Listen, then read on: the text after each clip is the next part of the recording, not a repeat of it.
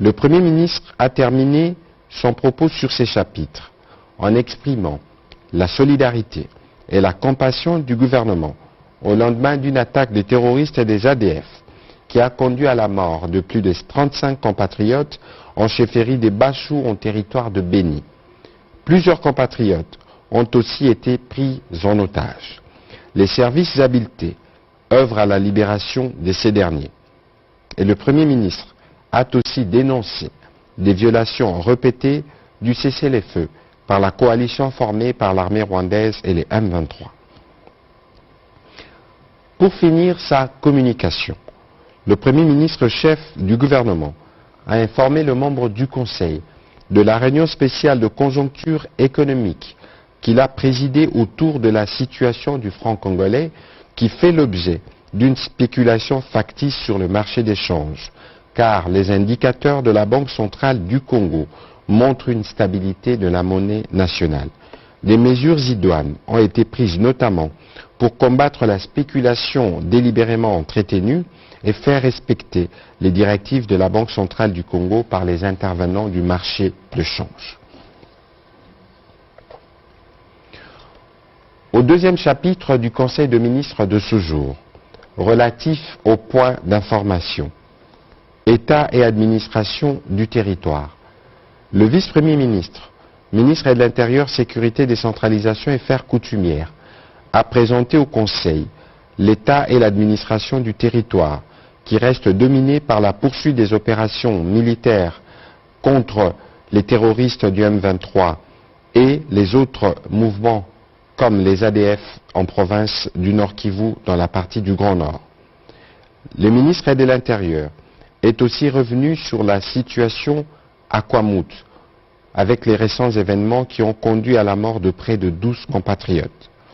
Durant la semaine qui s'achève, l'état d'esprit de la population a été dominé par la satisfaction quasi unanime de la classe politique et de l'opinion nationale concernant la prestation du président de la République au cours de la conférence de presse conjointe organisée lors de la visite du président de la République française Emmanuel Macron au sujet de la politique de la France vis-à-vis de l'Afrique et particulièrement envers la République démocratique du Congo.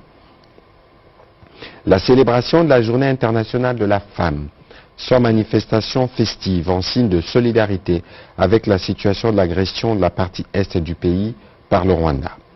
Le vice-premier ministre, ministre de l'Intérieur et Affaires coutumières, a terminé son rapport en exposant la situation aux frontières, marquée par les missions qu'il a diligentées en vue de suivre de près la situation de nos compatriotes à Windhoek en Namibie, ceux qui sont en Tanzanie à partir du territoire zambien et ceux qui sont en Angola. Il a également fait rapport au Conseil de la mission de la tenue plutôt à Bujumbura du 3 au 5 mars dernier de la première commission mixte défense et sécurité de ces deux pays. Le Conseil a pris acte de ce rapport. Toujours sur ces chapitres, et en complément au vice-premier ministre, ministre de l'Intérieur, la vice-ministre de la Défense a quant à elle fait la synthèse de la situation opérationnelle du pays dominée par les violations répétées par l'armée rwandaise et les M23 du cessez-le-feu entré en vigueur le mardi 7 mars dernier. Les forces de défense et de sécurité prennent des dispositions pour assurer la défense du territoire national.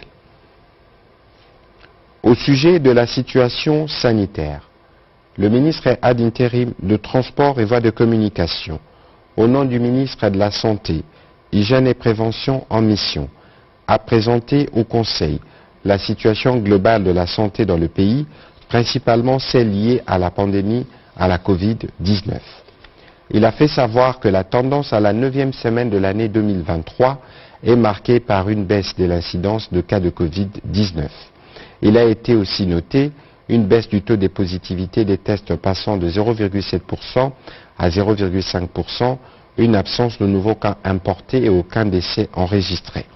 Le Conseil a pris acte de cette note d'information.